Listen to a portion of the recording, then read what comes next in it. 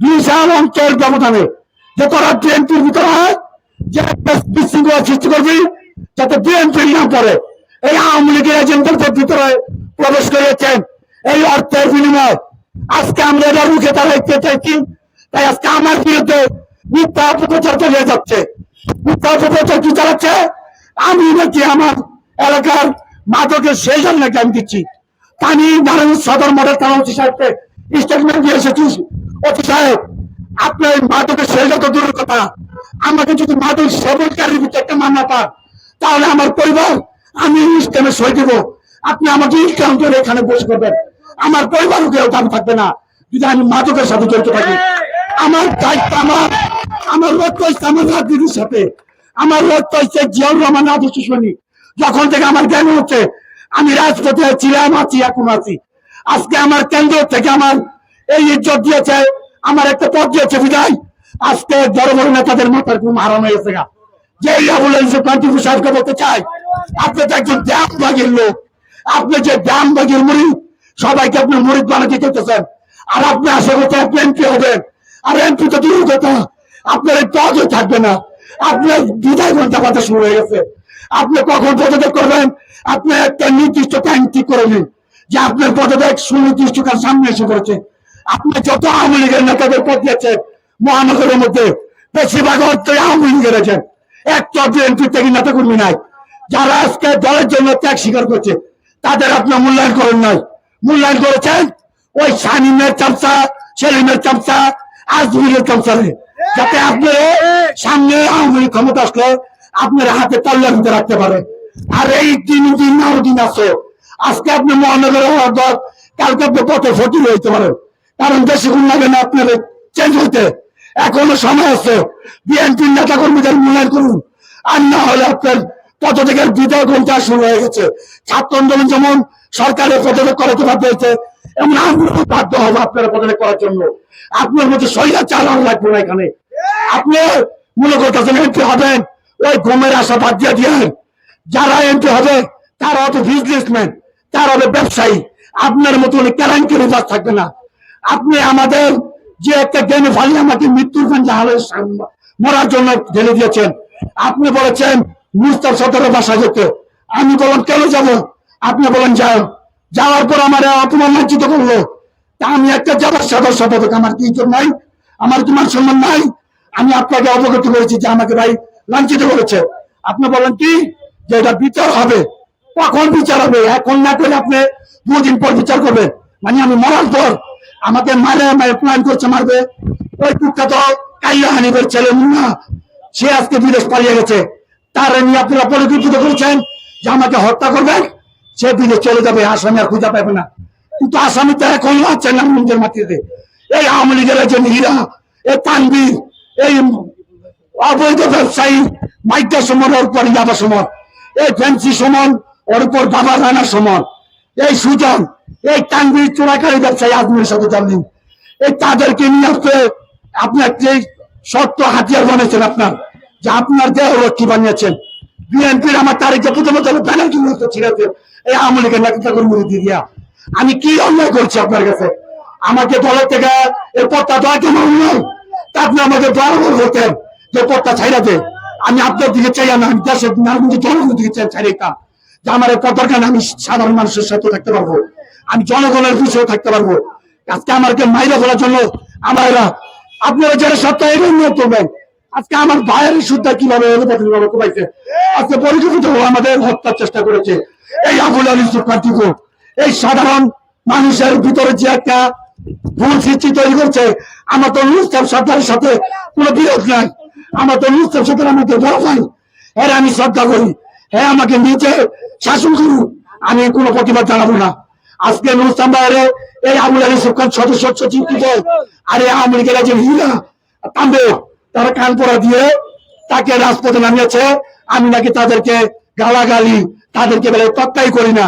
আর তারা তো আমার বাবার চেয়ে বয়স এবং আমি তাদেরকে আমি তর্ক করি না, তারা তো আমার চেয়ার তারা বসবে, আমি তো তাদের কথা মতো চলবো, রাজপথে জনগণের পাশে থাকবো।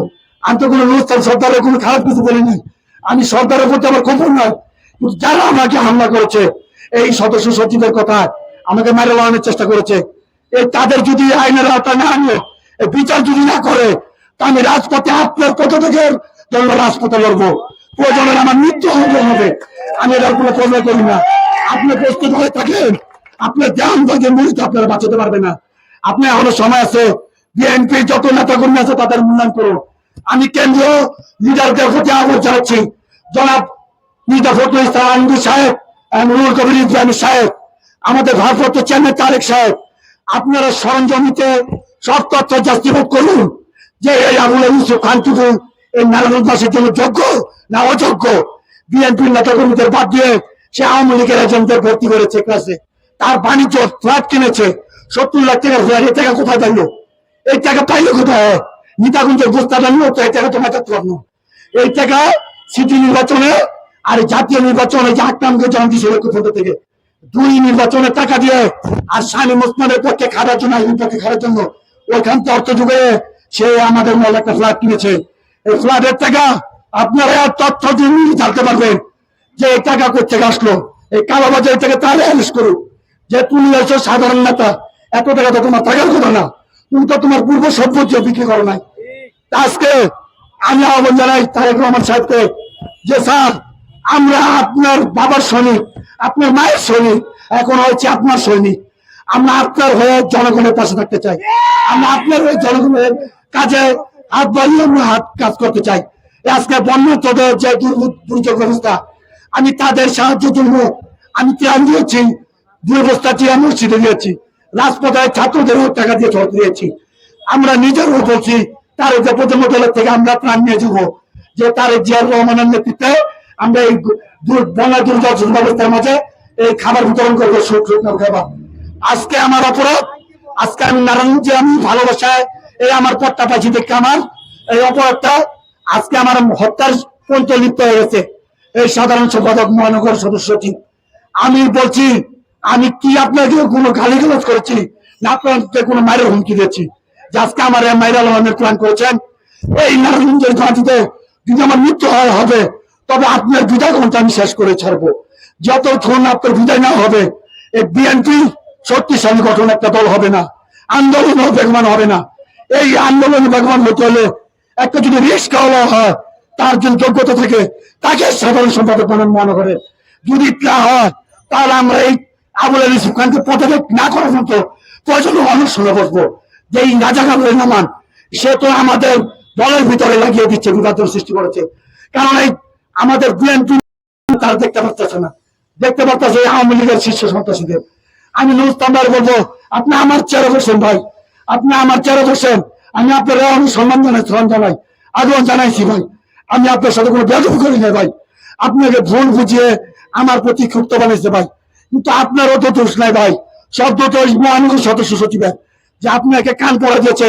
আবার আরো একটা ব্রেকিং নিউজ শোনেন ভাই, যে শওকত হাসান শকু তাকে দল থেকে বহিষ্কার করেছে, তাকে অর্থের বিনিময়ে তার ওয়ার্ডে পদ দিতে যাচ্ছে এই আবুল ইউসুফ খান টিপু। আজকে নুরুস্তাম সরকারের পাশে শওকত হাসান শকু দেখা যায়, সে তো বিএনপির না, সে তো আওয়ামী লীগের, সে তো সেলিম উসমানের একটা উত্তার দেহ পাওয়া এজেন্ট। তার সাথে তানভীর হীরা, এই হীরা সেলিম উসমান পাশ হওয়ার পর পুনরায় খিচুড়ি বিতরণ করলেন যে সেলিম উসমান পাশ হওয়ার নির্বাচিত, তাকে অভিনন্দন জানাই। আমরা যদি আজকে আওয়ামী লীগ করতাম তাহলে আমাদের আজকের জনগণ আমাদের রাজপথ মেরে ফেলতো। আমরা জিয়া শহীদ, তাই আমাদের জনগণ চিনে, নেতা কর্মীরা চিনে। আমরা কারা?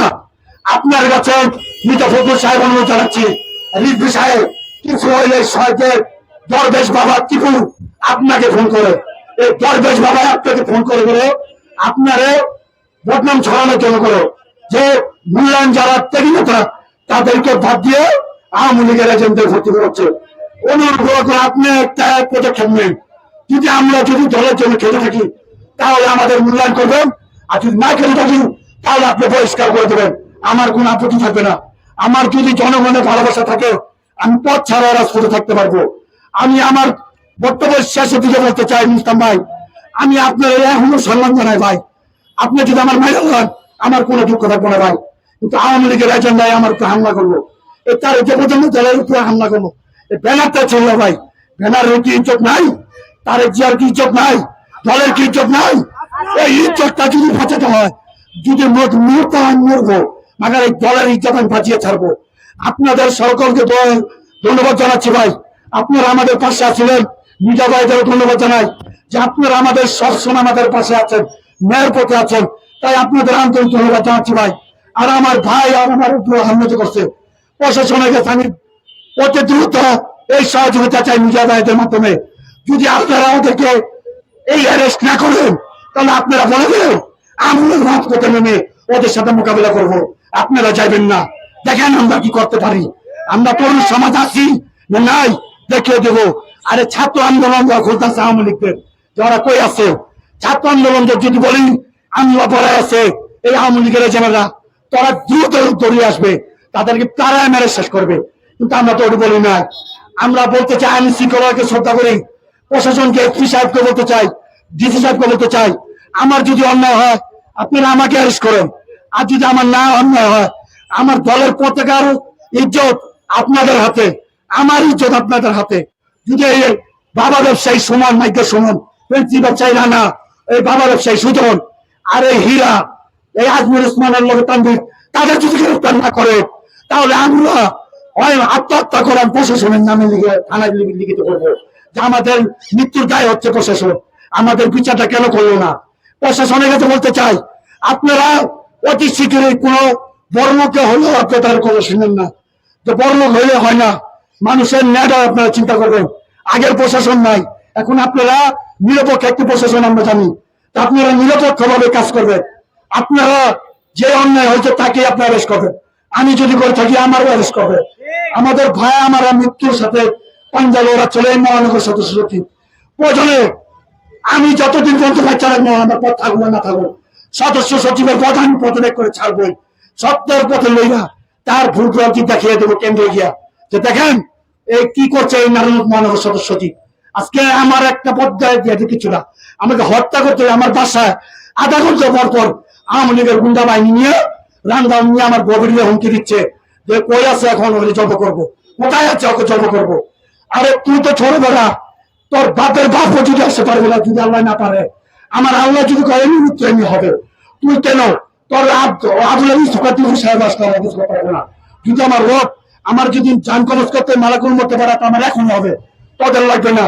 তা আমি আজ প্রশাসনকে বলতে চাই আপনারা এটা পদক্ষেপ নেন, আপনারা পদক্ষেপ নেন, নাহলে আমি নিজে আত্মহত্যা করে আপনাদের বিরুদ্ধে মামলা করবো। যদি না করেন তাহলে জনগণ আপনারা ছাড়বে না। আজকে আমার বক্তব্য এখানে শেষ করলাম। মিডিয়া ভাইয়েরও অনেক করছিলেন, আমার দলের সহমত ভাইয়েরও অনেক করছিলেন, তাদেরকে বলবো তোমরা অনেক কষ্ট করছো, শ্রম দিয়েছো, তোমরা ন্যায় পেতে এসেছো।